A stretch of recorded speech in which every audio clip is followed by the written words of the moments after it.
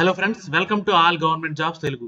ఈరోజు defence job ఆపర్చునిటీతో మీ ముందుకు వచ్చానండి. ఎవరైతే డిఫెన్స్ జాబ్ కోసం వెయిట్ చేస్తున్నారో వాళ్ళకి ఇది ఒక మంచి అవకాశం. సో డెఫినెట్గా అవకాశాన్ని యూటిలైజ్ చేసుకోండి. అండ్ ఫర్దర్గా డీటెయిల్స్లోకి వెళ్ళే ముందు వీడియో చేసే ప్రతి ఒక్కరూ ఒక లైక్ కొట్టి నాకు కొంచెం సపోర్ట్ చేయండి. ఇలాంటి మరిన్ని జాబ్ ఆపర్చునిటీస్ మీ ముందుకు తీసుకురావడానికి నాకు ఎంకరేజ్ చేసినట్టు ఉంటుంది మీ ఒక్క లైక్. అండ్ ఫర్దర్గా ఎవరైతే ఫస్ట్ టైం ఛానల్ విజిట్ చేస్తున్నారో వాళ్ళు వెంటనే సబ్స్క్రైబ్ చేసుకొని బెల్ ఐకాన్ ప్రెస్ చేసి నోటిఫికేషన్స్ ఆన్లో పెట్టుకోండి. ఎందుకంటే మన ఛానల్ నుంచి రెగ్యులర్గా పర్మనెంట్ గవర్నమెంట్ జాబ్ అప్డేట్స్ అన్ని కూడా మీకు రెగ్యులర్గా అప్డేట్స్ అన్ని కూడా వస్తాయి. అండ్ అలానే మనకి వాట్సాప్ అండ్ టెలిగ్రామ్ ఛానల్ కూడా ఉన్నాయి. లింక్ డిస్క్రిప్షన్లో పెట్టాను. ఎవరైతే వాట్సాప్ వాడుతున్నారో వాళ్ళు వాట్సాప్ ఛానల్, అండ్ ఎవరైతే టెలిగ్రామ్ యూస్ చేస్తున్నారో వాళ్ళు టెలిగ్రామ్ ఛానల్లో జాయిన్ అవ్వండి. అక్కడి నుంచి కూడా మీకు రెగ్యులర్గా జాబ్ అప్డేట్స్ అన్ని కూడా వస్తాయి. ఇంకా ఫర్దర్గా మనం లేట్ చేయకుండా డీటెయిల్స్లోకి వెళ్తే ఎక్కడి నుంచి ఈ నోటిఫికేషన్ అంటే అస్సాం రైఫిల్స్ నుంచి ఈ నోటిఫికేషన్ అనేది రిలీజ్ అయింది. యాక్చువల్గా ఇది అఫీషియల్ వెబ్సైట్ లింక్ డిస్క్రిప్షన్లో పెట్టాను. దానిపై క్లిక్ చేసి మీరు డైరెక్ట్గా ఈ పేజ్లోకి వచ్చేవచ్చు. అండ్ ఇక్కడికి వచ్చిన తర్వాత ఆన్లైన్ అప్లికేషన్ ఉంది కదా, దానిపైన క్లిక్ చేసి మీరు ఆన్లైన్లో అప్లై చేసుకోవచ్చు అనమాట. అండ్ ఫర్దర్గా చూసుకుంటే మీకు ఇదిగోండి నోటిఫికేషన్ డీటెయిల్స్ అన్ని కూడా ఇక్కడ చూసుకుంటే officer of the directorate general Assam rifles ఇక్కడ నుంచి మనకు ఒక నోటిఫికేషన్ అనేది రిలీజ్ అయింది అనమాట. ఆ డీటెయిల్స్ అన్ని కూడా చూద్దాం. అండ్ ఇంపార్టెంట్ డేట్స్ చూసుకుంటే మీకు ఆన్లైన్ అప్లికేషన్ ఓపెనింగ్ అనేది 22 ఫిబ్రవరి నుంచి స్టార్ట్ అయింది. 22 ఫిబ్రవరి నుంచి స్టార్ట్ అయింది. అండ్ లాస్ట్ డేట్ చూసుకుంటే మార్చ్ 22 అనమాట. ఇప్పుడు వరకు ఉందన్నమాట. ఆల్మోస్ట్ 1 మంత్ టైం ఇచ్చాడు. అండ్ ఫర్దర్గా చూసుకుంటే మీకు ఇక్కడ క్లియర్గా మెన్షన్ చేశాడు, from eligible male and female candidates for the trades post as mention appendix A and B అన్నాడు. అంటే యాక్చువల్గా మేల్ అండ్ ఫీమేల్ ఇద్దరికి కూడా ఎలిజిబిలిటీ ఉందన్నమాట. కొన్ని పోస్టులకి మేల్కి ఉంది, కొన్ని పోస్టులకి మేల్ అండ్ ఫీమేల్ ఇద్దరికి కూడా ఎలిజిబిలిటీ ఉంది. అండ్ ఇక్కడ చూసుకుంటే మీకు while filling the online application state mention in his application అంటే అప్లై చేసేటప్పుడు స్టేట్ అనేది మెన్షన్ చేయాలి. ఇంకోటి ఏంటంటే అప్లై చేసిన తర్వాత మీరు ఆ సెలక్షన్ ప్రాసెస్కి వెళ్ళేటప్పుడు ఆ స్టేట్ డొమిసైల్ సర్టిఫికేట్ కూడా తీసుకెళ్ళాలండి. డొమిసైల్ సర్టిఫికేట్ అంటే మీకు రెసిడెన్సీ సర్టిఫికేట్ అనమాట. అంటే నేటివిటీ సర్టిఫికేట్ ఉంటుంది కదా, అది డెఫినెట్గా తీసుకెళ్ళాలి. అంటే మీరు అప్లై చేసేటప్పుడు ఒక స్టేట్ ఇచ్చి తర్వాత మీరు ఇంకో స్టేట్ చేంజ్ చేయడానికి కాదు. సో అప్లై చేసేటప్పుడే జాగ్రత్తగా అప్లై చేసుకోండి. అండ్ ఫర్దర్గా చూసుకుంటే ఎలా అప్లై చేయాలంటే ఆల్రెడీ మన వెబ్సైట్ నుంచి ఇక్కడికి వచ్చాం కదా, ఆ వెబ్సైట్లో మీరు అక్కడ క్లిక్ హియర్ టు అప్లై ఉంది కదా, ఆన్లైన్లో అక్కడి నుంచి అప్లై చేసుకోవాలన్నమాట. ఇంకోటి ఏంటంటే వెళ్ళేటప్పుడు మీరు ఆన్లైన్లో అప్లై చేసేటప్పుడు ఇంకొక పాయింట్ ఏంటంటే అప్లికేషన్ ఫీజు కూడా పే చేయాలి. అది ఆన్లైన్లో పే చేయొచ్చు, ఆఫ్లైన్లో కూడా పే చేయొచ్చు. 2 ఆప్షన్స్ అక్కడ ఉంటాయి. మీరు ఆన్లైన్లో పే చేస్తారా లేకపోతే ఎస్బీఐ బ్యాంక్కి వెళ్ళి పే చేస్తారా అనేది అక్కడ సెలెక్ట్ చేసుకొని దాన్ని బట్టి మీరు పే చేయాలి. అండ్ పేమెంట్ రిసిప్ట్ కూడా మీరు పిఎస్టీకి వెళ్ళేటప్పుడు అంటే physical standard test, physical efficiency టెస్ట్కి వెళ్ళేటప్పుడు డెఫినెట్గా తీసుకువెళ్ళాలన్నమాట.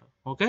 And all further information regarding conduct of various events of the recruitment rally will be intimated to the candidate through email, SMS. అంటే మీరు ఇచ్చిన మొబైల్ నెంబరు, ఈమెయిల్ ఐడికే మీకు ఇంపార్టెంట్ ఇన్ఫర్మేషన్ అంతా వస్తుంది. So apply చేసేటప్పుడు valid email ID, mobile number provide చేయండి. Okay. And ఫర్దర్గా application fee విషయానికి వస్తే కొన్ని గ్రూప్ బి పోస్టులకి అయితే 200 రూపీస్ పే చేయాలండి. గ్రూప్ సి పోస్టులకి అయితే 100 రూపీస్ పే చేయాలి. అది కూడా మీకు ఆల్రెడీ చెప్పాను కదా, ఇదిగోండి అకౌంట్ నెంబర్ ఇచ్చాడు. మీరు బ్యాంక్కి వెళ్ళైనా పే చేయొచ్చు, లేదంటే ఆన్లైన్లోనైనా పే చేయొచ్చు అనమాట. ఓకే.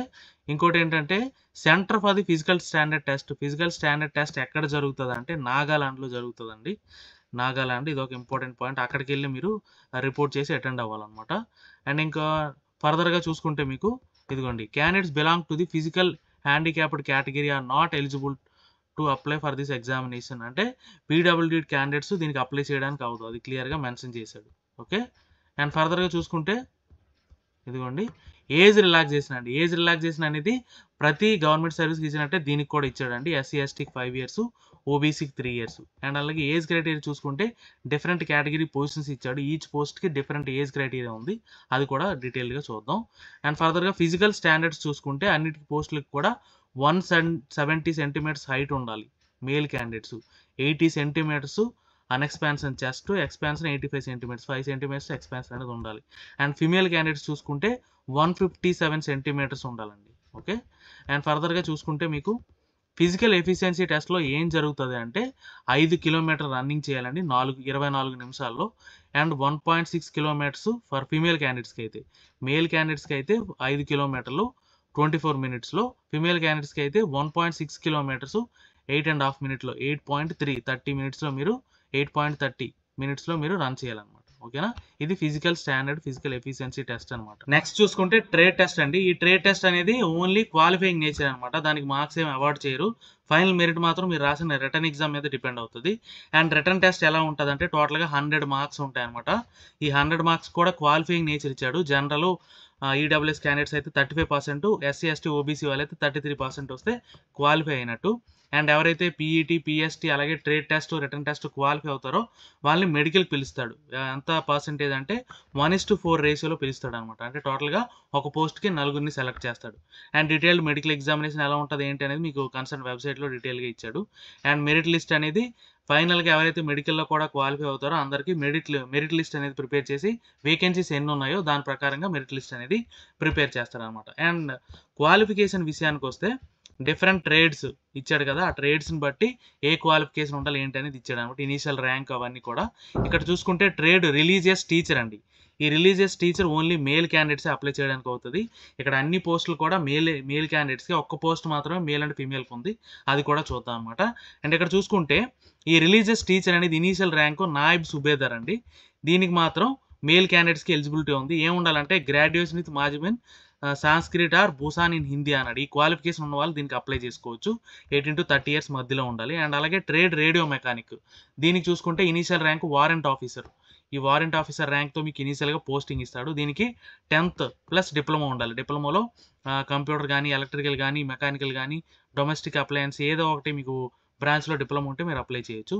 అండ్ అలాగే ఈ ట్రేడ్స్ మ్యాన్ లైన్ మ్యాన్ అండి. లైన్ మ్యాన్ చూసుకుంటే రైఫిల్ మ్యాన్ మీకు first initial rank 10th plus ITI certificate ఉండాలి ఎలక్ట్రీషియన్ ట్రేడ్లో. అలాగే ఇంజనీర్ ఎక్విప్మెంట్ మెకానిక్, దీనికి కూడా ఐటీఐ సర్టిఫికేట్ ఉండాలన్నమాట. ఇది కూడా రైఫిల్ మ్యానే ఇనీషియల్ ర్యాంకింగ్.